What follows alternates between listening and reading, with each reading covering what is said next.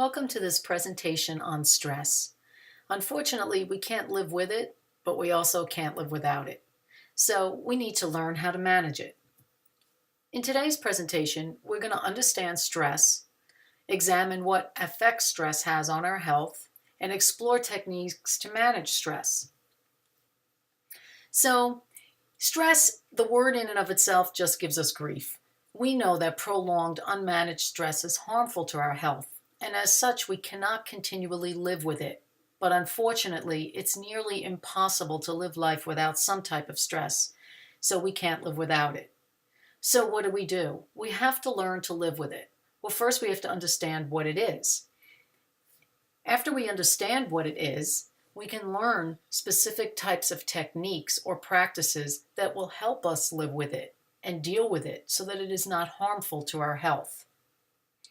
Basically, if you're alive, you experience stress. Stress is a physical and emotional reaction to both good and bad situations that may be beneficial or harmful to your health. Hans Selye in 1936 defined it as the nonspecific response of the body to any demand for change, and later defined it as the rate of wear and tear on the body. And as such, increased stress may accelerate many aspects of the aging process. So it's really important for us to understand that stress can be detrimental to our health. We also have to explore what causes stress and what affects us, how it affects our body, what are our reactions to stress and different stressors. We're going to also look at the difference between acute and chronic stress. Sometimes, we look at stress and we think of it very negatively, but sometimes stress can have a positive outcome, such as a wedding, moving to a larger home, or the birth of a baby, for example. But in general, we view stress negatively because of the toll it takes on our body and because of the struggle we have to maintain and manage a routine. And sometimes we have problems with just the everyday stress, and sometimes we have problems with stress that's catastrophic. And you know what I mean by the everyday stress. Typical things that you do, getting ready for work and rushing out the door because you have time constraints and problems at work or family issues or traffic on the way to work or school or whatever it is that you're doing. These are daily stressors that really don't have a horrific impact on our health, but they could upset us if we don't know how to respond to them properly. Catastrophic stress is when there's death, illness, your life is in immediate danger, etc. And of course, that type of stress is going to have much more of an impact on our overall health. So, is stress negative, positive, helpful, or harmful? Well, the answer to that is it really depends. So sometimes it's, dependent upon many different variables. We have to understand stress. We have to understand what triggers it. And these are known as stressors. Stressors are any physical or emotional stimulus that causes stress. So no, we need to understand that there are different stressors that cause stress. And we have to know how we respond to these different stressors, because it's our response or our reaction to the stress and stressors that can be more detrimental than the actual stress itself.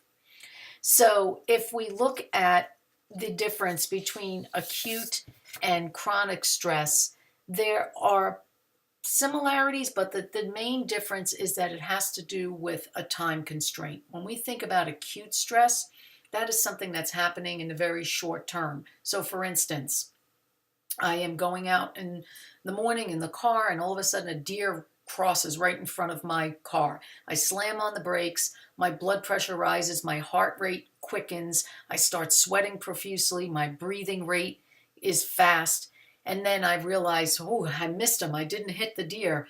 So now I can take a deep breath and relax. So that immediate acute stress is now over, and all of those physiological symptoms begin to go back down to normal, and the body is in homeostasis. With chronic stress, this is something that happens indefinitely over a long period of time. For example, you were told by a doctor that you have some debilitating illness, and the treatment has given you such bad complications that you're constantly sick and you're worried for your health on a 24/7 basis, and you vacillate between worry and depression, and you're in this heightened state of adrenaline because you don't feel relaxed due to this impending doom. So there are a lot of things, even when we think about our reactions to the stress or stressors. Let's take an example of one specific stress or stressor, the huge, most largest, biggest roller coaster ride in the world.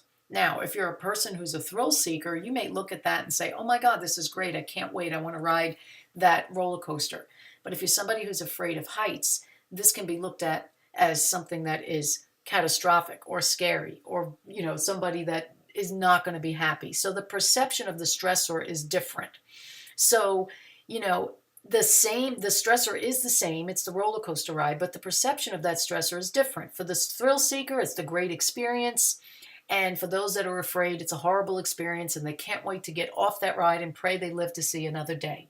Even though the physical response is the same for both, a rush of adrenaline, heart pounding, palms sweating, etc., the thrill seeker sees this as a positive rush, while those afraid of speed and heights perceive this as impending doom.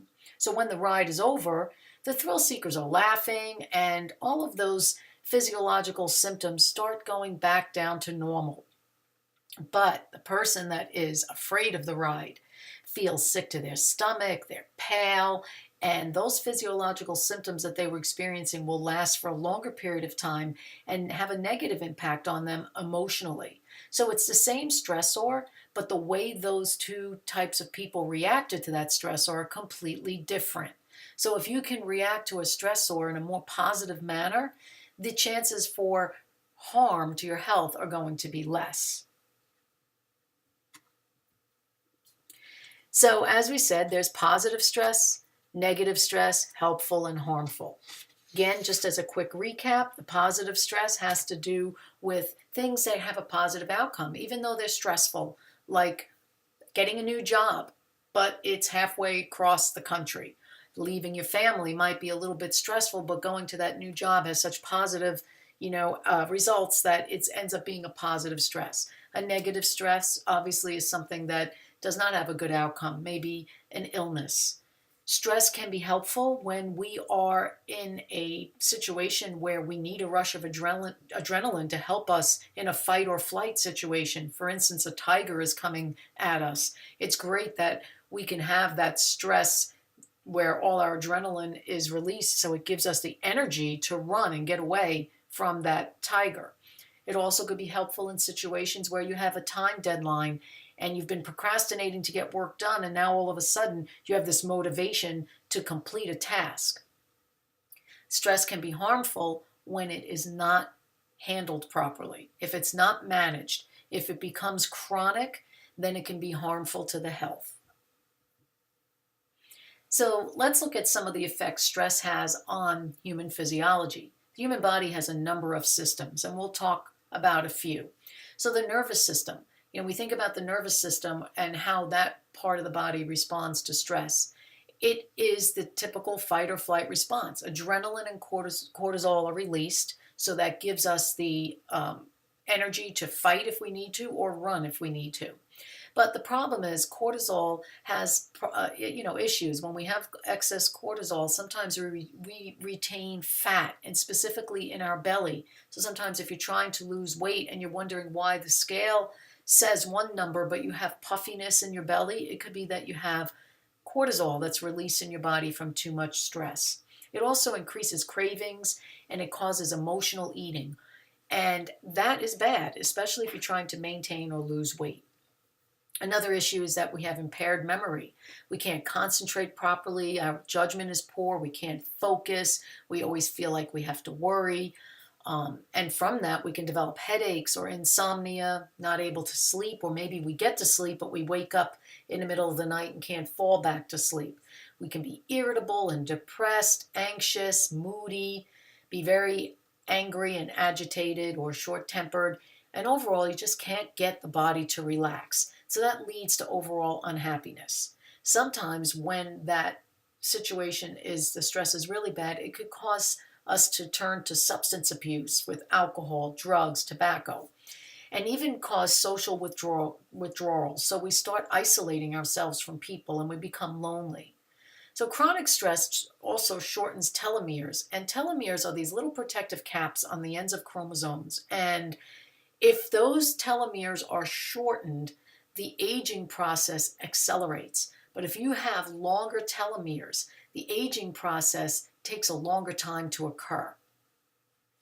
So looking at the cardiovascular system, we think about our heart and our vessels, and when we are under stress, our heart beats faster. It works harder to get blood pumping throughout the body. Sometimes we have chest pain.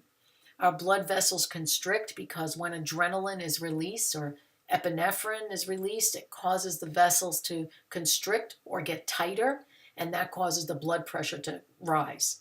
So chronic stress causes our heart to work much harder, and it increases the risk of stroke and heart attack. Looking at the respiratory system, we start breathing a lot faster when we're under stress as the body tries to get that blood and oxygen quickly to the core of the body. If we are under a lot of stress and you already have some type of respiratory illness such as COPD, which is emphysema, or asthma, it makes it more difficult to breathe, and these symptoms or these diseases are exacerbated so that it makes the respiratory system work even harder and puts more stress on it. With the digestive system, all the stress hormones that increase rapid breathing and heart rate also increase the acid production in your stomach. All of these contribute to upsetting the digestive system. You can have a whole bunch of issues such as heartburn and acid reflux, diarrhea and constipation, or a combination of the both for irritable bowel syndrome, a feeling of nausea, or just an uneasy feeling in your stomach. That can cause you to overeat or undereat. So stress can be the reason why we can't get control of our weight and our nutrition, because when we're under stress, we start going back to our bad habits with regard to eating. We don't always think of eating something that's healthy that takes longer to prepare. We want something quick, like junk food. The endocrine system is affected as well by stress, and it causes our adrenal glands to produce cortisol and adrenaline, which signals the nervous system that we have to get ready to either fight or flight because we're under some type of a stressful situation. But also the liver produces extra glucose. Glucose is sugar that's found in our blood, and the reason the liver does that is it tries to give us more energy during a stressful situation. So if we need to run, we have that extra adrenaline that can make us run further and faster. But if we don't use up that extra glucose that was released, if it's not burned, it gets stored by the body. And extra storage of glucose or blood sugar that's in the blood that is not taken up by cells can lead to high blood sugar, which eventually could lead to diabetes. Our immune system is also very susceptible when we're under stress. It weakens, and that leaves us more likely to develop viral infections and common colds, flu viruses. It also increases our risk for other more deadly diseases and infections because the immune system is weakened by a chronic stress. And even if we do get sick, if our immune system is compromised and it's weaker due to all the stress that we have on a day-to-day basis, then our recovery time can be longer from illness and disease. The muscular system also is affected. You've all noticed that whenever you are nervous or stressed, you can feel tension, certain parts of the body. Sometimes it's in the lower back or the shoulders or the neck, but there's a tension that you just feel throughout the body, which gives you a feeling of malaise and also a feeling of overall body aches. Tense muscles and tissue can really be more prone to tears and injury. So it's not good. And when we have this tension on a day-to-day basis, it becomes pain. And then pain is there continually. And we try to seek out ways to handle the pain. We stop exercising because we're afraid the exercise is going to cause more pain. We seek pain management through different types of medication. And this can increase the likelihood of setting off an unhealthy, vicious cycle. With regard to the reproductive system, the menstrual cycle may become irregular, making it more difficult for a woman to conceive or have more difficult, heavier, and painful menstrual cycles. There also is a loss of sex drive for both genders. and chronic stress may reduce males' testosterone levels, interfering with the production of sperm and also causing impotence. So if we look at the summary of the common effects of stress, there's different ways that stress affects us. It affects us physically, emotionally, and cognitively, and also behaviorally. So as a brief summary, some physical symptoms of stress could be headache, muscle pain and tension, chest pain, rapid heart rate and breathing, sweating, fatigue, lack of sex drive, stomach upset, sleep issues, and colds and viruses. And you can see through the rest of the list, I don't need to read them all, but you can see that there are enough of symptoms from all categories: physical, emotional, and cognitive, and behavioral.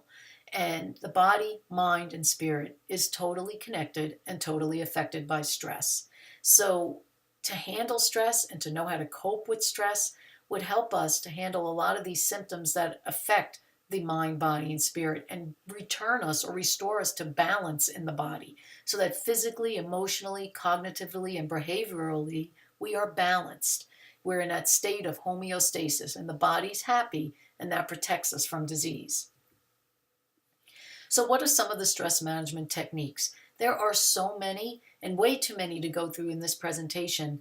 Look for future presentations where we'll take each and every one of these techniques and explore them separately in separate presentations with videos that will teach you how to really do these techniques. But for today's purposes, we're going to go through them in a general fashion and look at some of the techniques and some of the ways that we can practice these techniques.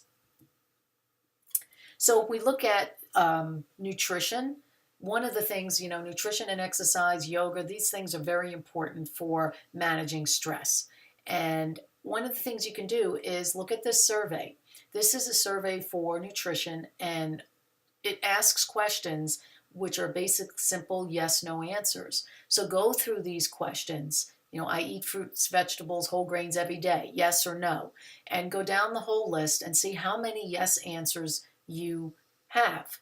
If you have 9 or more, that's excellent. 6 to 8 is average, and 5 or less is poor. So you'll get to know if nutrition is a stressor for you. Is it the reason you're having some stress in your life because you're not doing things that could help you? Remember, a diet that's very healthy and that follows the food pyramid or My Plate guidelines for eating from the major food groups, eating with balance and variety, and eating in moderation with portion control. All of those things help when we're under stress. So some food sources that you want to look at are any type of multigrain food. It could be bread or oats or rice or barley, but you want the multigrain variety. It's a complex carbohydrate. You don't want the simple carbohydrate or the white flour. Fruits and vegetables are very important for combating stress, and non-fat dairy, dark chocolate, nuts, seeds, different types of omega-3s that you can have from walnuts, eggs, or salmon, and some lean protein in the form of chicken, fish, and very lean beef are all good types of foods to eat when you're trying to manage stress. So looking further, if we could look at the food choices for stress reduction, there are just a few examples here, but for instance, oatmeal and complex carbohydrates, they're all part of this multigrain family, and one of the things they do is raise serotonin. Serotonin is a chemical that's released in our brain, and it's what helps us relax. It's the opposite of the adrenaline. So the adrenaline or the norepinephrine and epinephrine, that's released, and that sets off the fight or flight response. Well, when serotonin is released, that helps to bring us back down to our calm, pre-stressed level. Oranges have vitamin C, which helps to build immunity, and that fights stress. Green leafy vegetables such as spinach and kale have magnesium, which helps fatigue and headaches, other symptoms of stress. Omega-3 fat elevates your mood and helps with mental focus and clarity.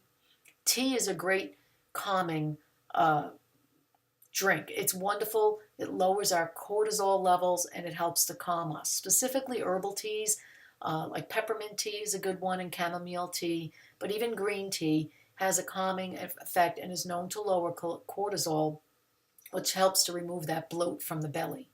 Nuts and seeds help to protect from stress, as do avocados and bananas.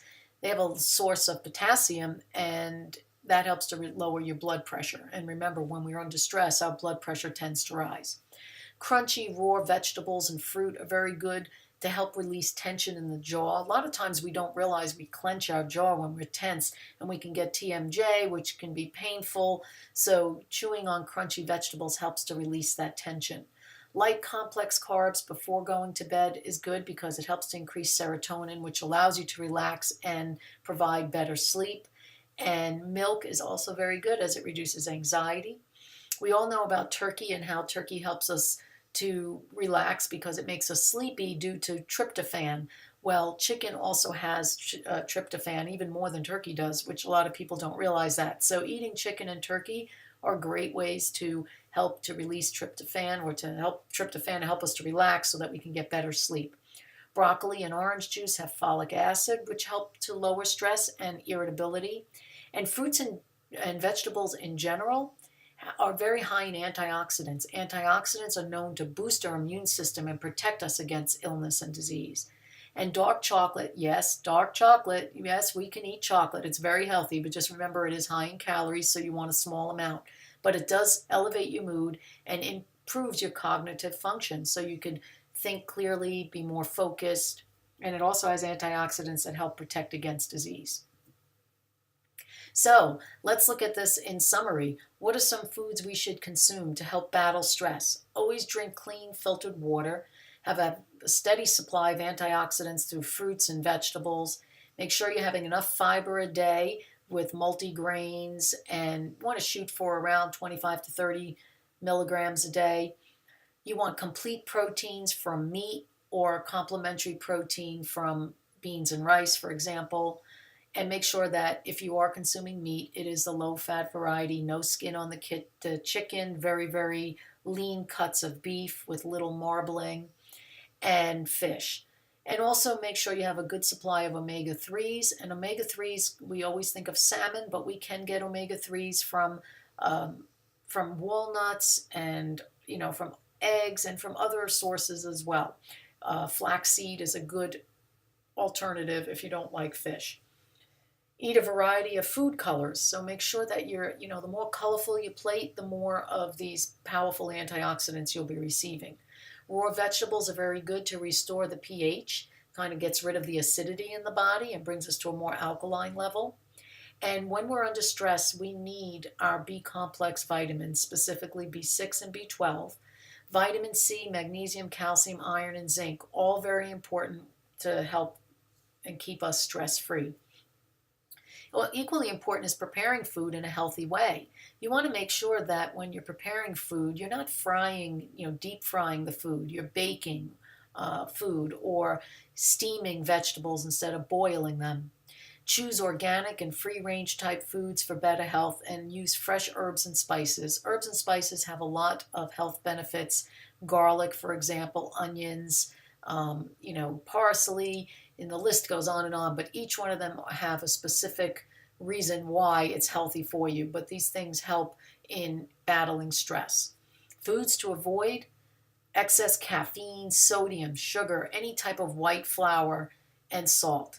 Especially avoid pesticides and fungicides, herbicides. These things only break down the body's system, and it doesn't protect us against stress. It only causes us to be more susceptible.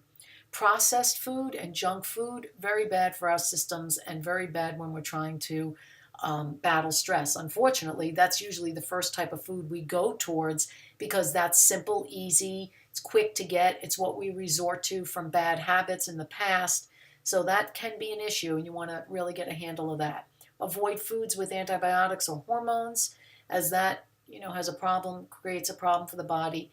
Any type of fat, specifically saturated and trans fat, those are the fats that are unhealthy. Healthier fats, that you get from olive oil and avocados and coconut oil, that's okay to have in moderation, but those bad fats are the saturated and trans fats, and you want to avoid that. Any type of artificial flavoring and sweeteners, such as MSG and aspartame. Limit your alcohol consumption and avoid genetically modified organisms or GMOs. Many foods today are have labels on them that say non-GMO, and that's what you want to look for. So when we think about what we're doing for stress relief, exercise is one of the best things that we can do for ourselves. So when we think about exercising, plan our exercise. You want to make sure that it's part of your daily routine. You can have so many different things that you have to do in a day, and then you're going to just say, well, I didn't have time for the exercise today because of X, Y, and Z. You're never going to have time for exercise. You're never going to have time for any personal things for yourself because there are always so many things to do, and we all only have the same 24 hours. So plan your exercise, schedule it as part of your daily routine. If you're not sure how to get started, contact a fitness professional who can help you planning your exercise sessions, and visit us. There's a link here that you can visit our website, our blog, where we have samples. We have a whole bunch of exercise videos. This one here is a brief sample, which I'm going to play a little bit of it for you just so that you can get an idea of some of the types of exercises we use on the site. We usually use body weight exercises, so no equipment is needed, and these can be done anywhere and very quickly too. So this one is just a brief introduction. So let's just play this for about a minute or so. Get ready for this advanced fit to go workout. This is great when you don't have much time, as it's about a 5-minute session. Warm up ahead of time and drink water before and after you work out.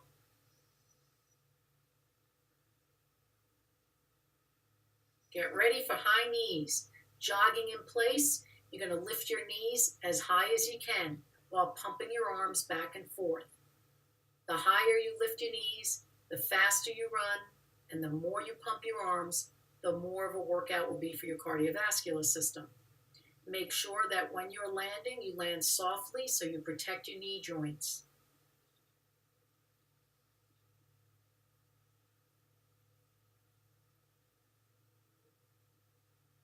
Moving into side plank push-ups. You're going to do a push-up and twist into a side plank, and then back into a push-up and twist to the opposite side for a side plank.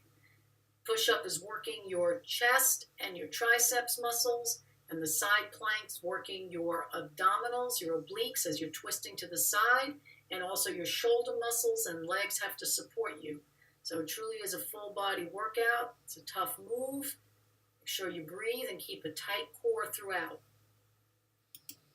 So basically that's just a sample of what the exercise videos we have on our site. And this is a 5-minute video, can be done anywhere. And we have different videos for different levels, beginner, intermediate, advanced, different body parts, muscle groups, and shorter videos, longer videos. So that's just one way that you can get exercise into your day. In addition, you want to practice yoga. Yoga, a lot of times people think of yoga just as meditation, but yoga is very, very good for stretching and strengthening muscles while you can relax the mind.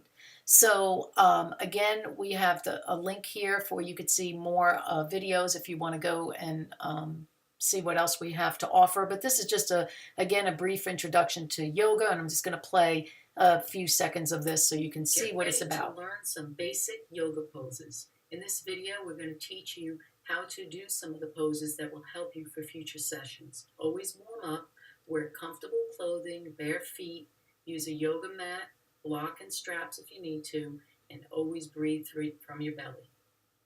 We're going to begin seated in our basic namaste position. Legs are crossed out in front of you and hands are placed outstretched across the top of your knees. You want to keep your eyes closed and begin belly breathing, where you're breathing deep into your belly, in through the nose and out through the mouth, keeping your eyes closed and getting yourself centered to be able to perform all the poses that need focus and concentration. Begin to relax deeply. We'll begin with seated twists, and you're going to cross a bent leg over the straight leg and then twist your body over that bent leg towards that side. Lift from the hips as you twist to create space in between the vertebrae of your spine and give you a better twist. And keep breathing throughout. Switching to the opposite side, we're going to cross the opposite leg over the straight leg. and twist our body over that bent leg towards that side. Keep breathing, and as you loosen up, you can lift taller and stretch a little further. Only go until it feels like you're stretching, but not painful. So that's just a sample of our yoga poses video. And again, there's more in the series of yoga exercises to come. So check out our website and our blog. We're constantly updating and adding new exercise videos and yoga videos, and we'll be adding more videos and about stress techniques in general. So keep looking for new things to come. So other types of things that you can be doing for to help you is meditation, breathing, imagery. These are all things that you can do for releasing stress. With deep breathing, this is something that, we know that when we breathe deeply, specifically from the belly, it helps us, specifically if we're slowing down the breath. It reduces stress, it increases relaxation, and there's oxygen that is being released constantly that helps us with relieving this tension. So we're going to take a minute and actually do some breathing practice, and I'm going to talk you through how you're supposed to be breathing to help relieve stress. And this is something, as I said, it's just an introduction to it. And then further videos will be more in depth on each one of these different types of stress management techniques. So with deep breathing, we're going to start practicing how to breathe deeply. So begin by closing your eyes. You want to exhale slowly, clear the air from your lungs. And then you're going to take a deep breath through your nose and hold your breath for a count of 5 seconds. When taking a deep breath, your stomach, or actually your diaphragm, should be expanded. Slowly exhale using your lips to control the rate of air that you move in and out of your lungs. And then you can repeat this. And you repeat several times until you feel calmer. So let's practice together. With the eyes closed, let's take a deep breath in through the nose. Hold for 5, and exhale through the mouth. So again, by doing this helps to reduce stress. And you can do breathing practice anywhere. You can be in your car. You can be in your office. You can do it inconspicuously so people don't even realize you're doing it. So whenever you're stressed, at any moment, in any time, you always have your breath. You can always go back to that as the simplest and easiest way to reduce stress. Meditation is very good because it helps to clear stressful thoughts from the mind. But it takes a lot of practice. And with meditation, you really can't do this in public because you really need to be comfortable in a place where it's quiet and you won't be disturbed. So with meditation, you close your eyes, you focus on a peaceful word or an image. Maybe it's a mantra. Maybe it's something you say in your mind, like every day, in every way, I get better and better. Or I am relaxed and calm. Or maybe it's just one word, relax. But it's something that you see or hear in your mind's eye. It may be an image. Maybe the image of relaxation is you lying on a beach, and it's just that one image. But you focus on that. So you get into a quiet, peaceful state of mind. When you concentrate on something that's calming and you don't let any other thoughts enter your mind, this helps you to relax. And if other thoughts do enter your mind, well, you can just easily let them go. Don't worry about it. Just forget about it and go back to the one word or mantra or image that you're focused on. Learning to abandon all of the other thoughts is a hard part, but that's okay. Clear your mind of any stress and worry. Just breathe deeply and go back to that image or that word that you're focusing on. At the end of your meditation session, you'll feel calm and relaxed. So let's take a second to just practice that briefly. Close your eyes, and in your mind's eye, see a word or an image and just focus on that. And try to focus on it and don't let other thoughts or images come into your mind. If they do come into your mind, let them go. So doing that maybe 10 minutes a day is a great way to practice this technique. And again, it needs a lot of practice to learn how to really focus your mind on that one thing without letting any distractions get in the way. Imagery is a little bit different than meditation. It's a mental exercise, but it's like taking a mini mental vacation or daydreaming, but it has a purpose. It's a place you can escape to, and you can create it in an entirely relaxed place where you feel comfortable and relaxed. And again, with this type of thing, if we were to actually practice this, you'd want to close your eyes, visualize the perfect place for you to relax.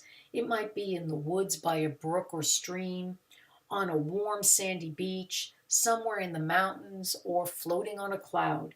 It could be anywhere, wherever seems right to you, but see yourself there, calm and satisfied with everything in your life.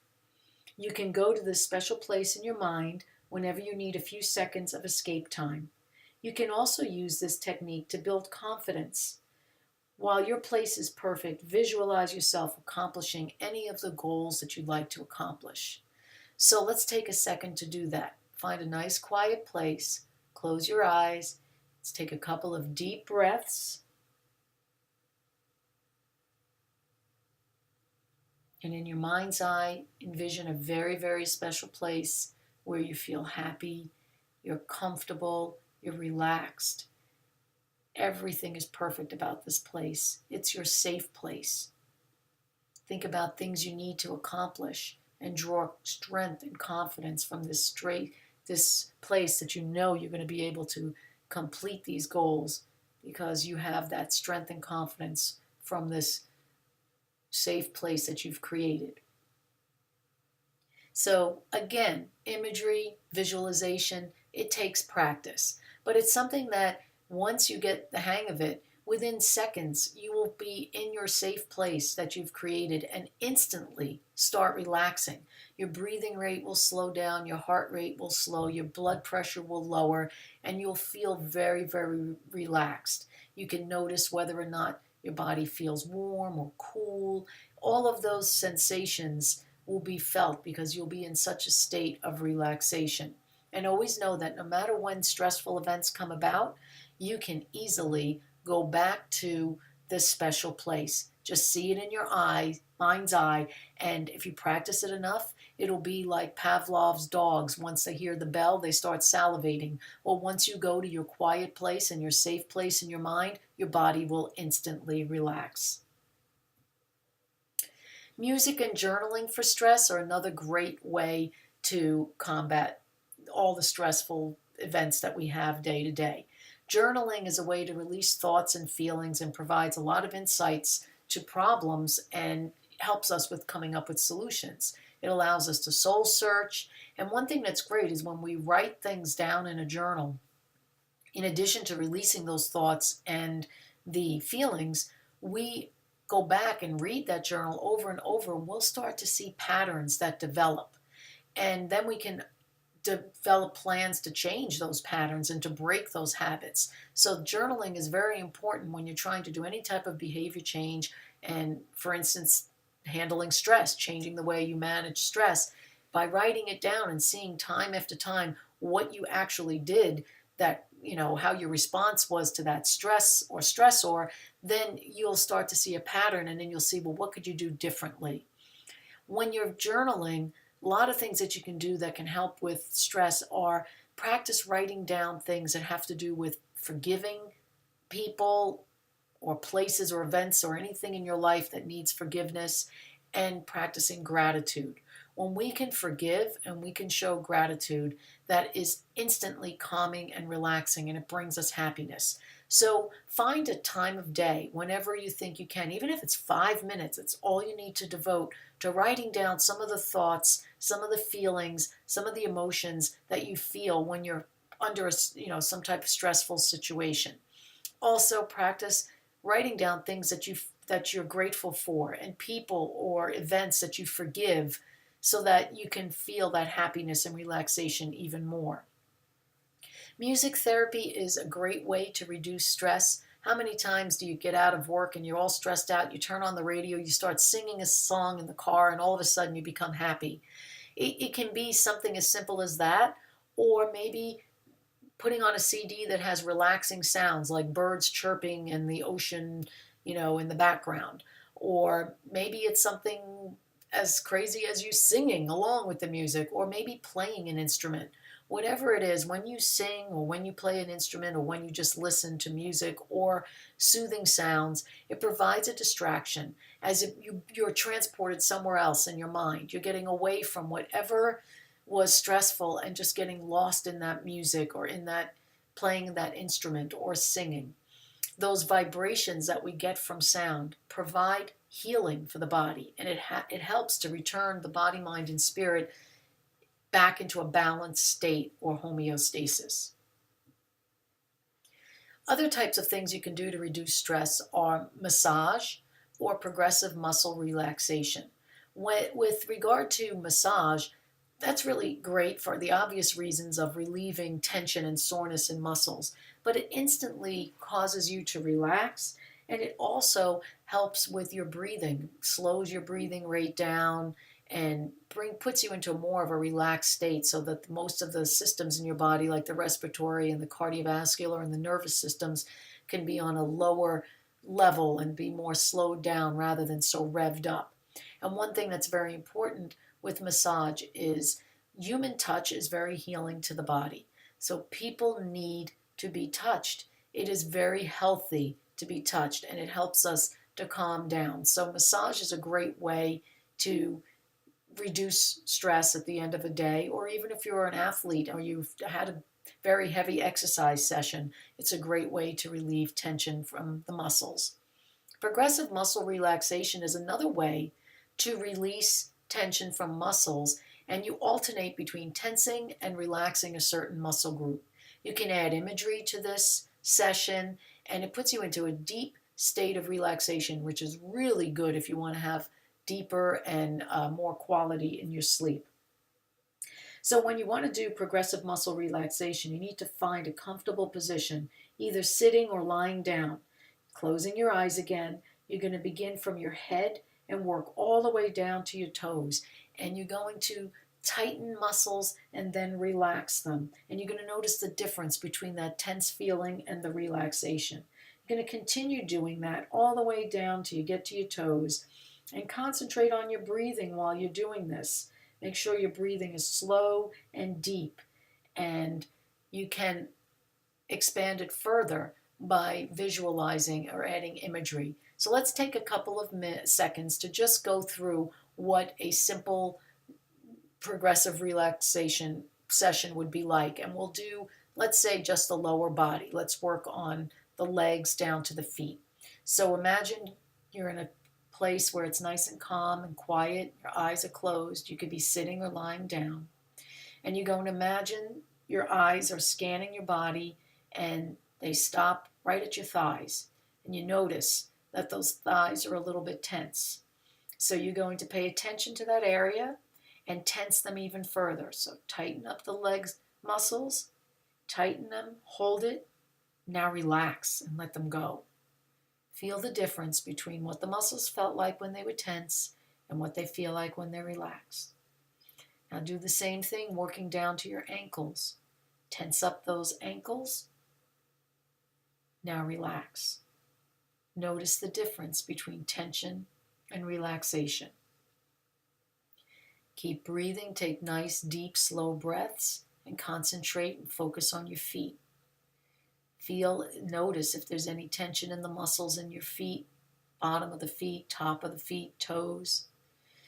Tense up every muscle in your feet as tight as you can. Hold it. Now release it. Let all that energy and tension out. Feel the difference between muscle tension and muscle relaxation. And at this point, your lower body should be feeling nice and relaxed. Let the legs, the hips, the buttocks, the feet, let them all sink further into the chair or into the ground if you're lying down, and start feeling the heaviness of the legs. Your legs are beginning to get much heavier as the muscles relax. Blood is going to all the muscles, warming them. So now those muscles are feeling very heavy. I asked you to lift your right leg off the ground or from the chair, it would be hard to do because the muscle is so heavy. And so that's just a sample of what progressive muscle relaxation is. We would do something like that, starting from the head and working down to the toes, working all the muscle groups in the body. You can get through a progressive muscle relaxation session in as quickly as 5 to 10 minutes or as long as a half hour, depending on how long you stay with each muscle group and also how much imagery you add. And at the end of the session, when you're really relaxed and every part of your body feels so warm and so heavy, you can then add visualization and imagery. Go to your special place, your safe place. And at the end of this session, you will be so relaxed. And if you are ready to go to sleep, it's a great way to get you in a sleep state, and you'll have a better restorative sleep that night. Or if it's done in the morning, it'll help you relax before you have to start your day. So one of the other things that gives us huge amount of stress is the fact that we never have enough time and we never have enough money.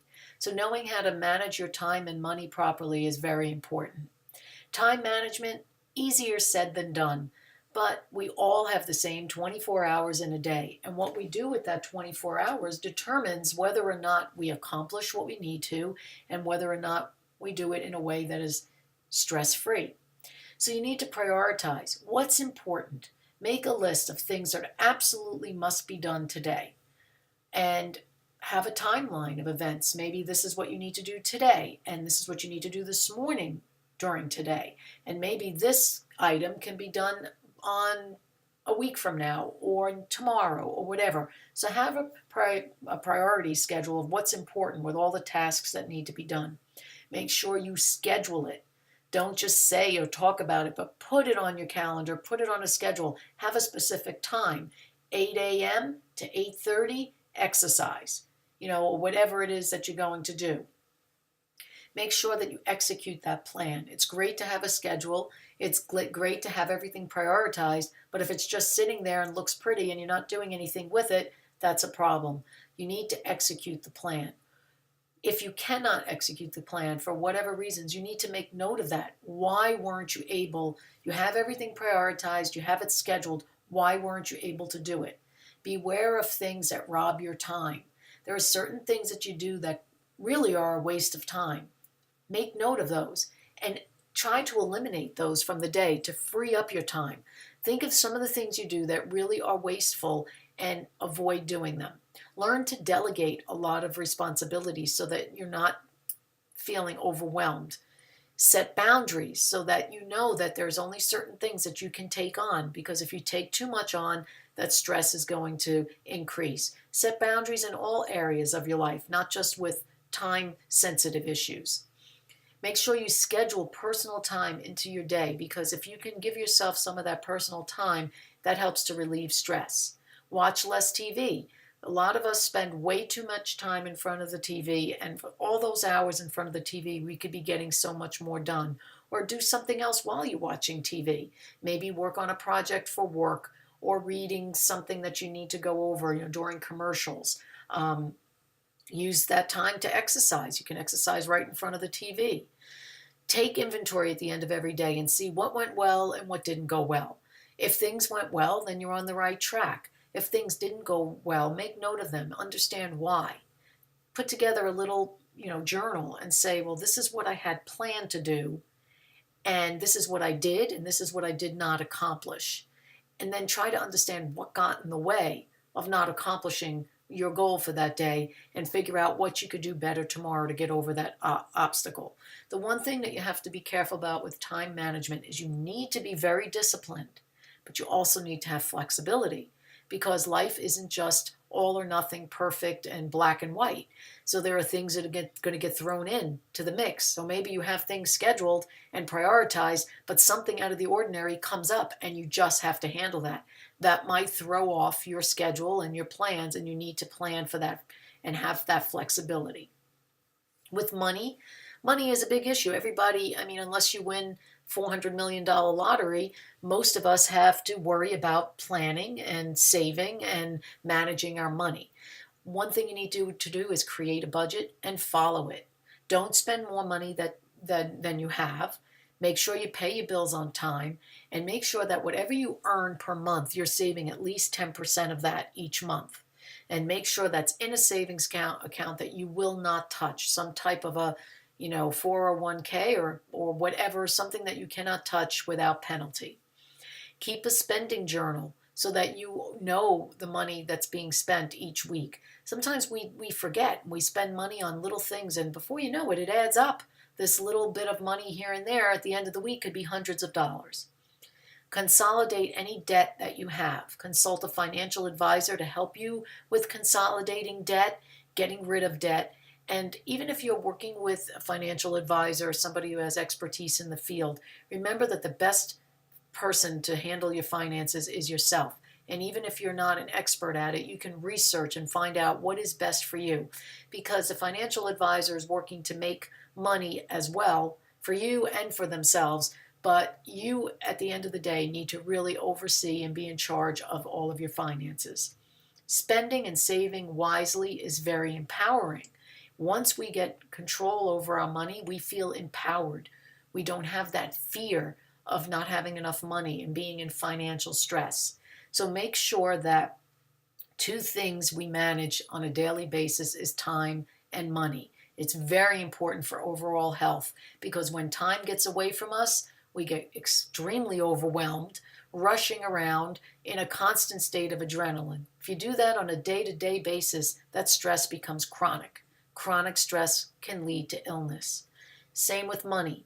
Money is one of those things that always promotes or provokes fear in people, because we are so afraid of not having enough of it to last our lifetime and to have in retirement, etc. So when you can manage your money properly and manage your time properly, it's a real sense of accomplishment, which is very empowering. And that helps to avoid a lot of stress, since time and money are huge stressors. So in summary, determine what your main stressors are. They're different for each of us. Analyze how you respond to those stressors. Our responses are different. Remember the example of the roller coaster ride, the difference between the thrill seeker and the person afraid of heights and speed. Very different response to the same stress. So analyze what your responses are to stress and start documenting that, so that you can journal it, so you see a pattern of what's happening every time you get stressed. Build an arsenal of stress management techniques. There are just some here that I've mentioned. There's so many more. And again, beyond the scope of this presentation, we could take each one of those stress techniques that we looked at, in general, and really go into a specific session, which we will be doing in future sessions. So if you're interested in that, look out for future presentations where we have a specific session of just progressive muscle relaxation. It might be a half-hour video that will be up on our blog, where you can do that every single day and practice along with it. The key is the word practice. Like any other skill, you have to practice this for it to really, really be beneficial. Remember that if you're in a fight or flight situation or any kind of, stressful situation, you're going to resort back to what comes natural and what's easy. So that might be screaming or crying or eating, because that's what you're so used to doing. But if you don't practice these new stress management techniques, they're not going to come to you when you're in that state of stress. So you really need to practice that when you're not stressed, so they become habit. And now when you're in a stressful situation, all you have to do is go to that deep breathing for 3 seconds, and all of a sudden your body starts calming down. It's a reflex or a visualization or whatever it is that works for you. So I hope you've enjoyed the presentation. I hope you got a lot of helpful information from it. I've also included some URLs on this page here for you to go to, other organizations that provide a lot of information on stress. So feel free to visit those, and look forward to seeing you again soon.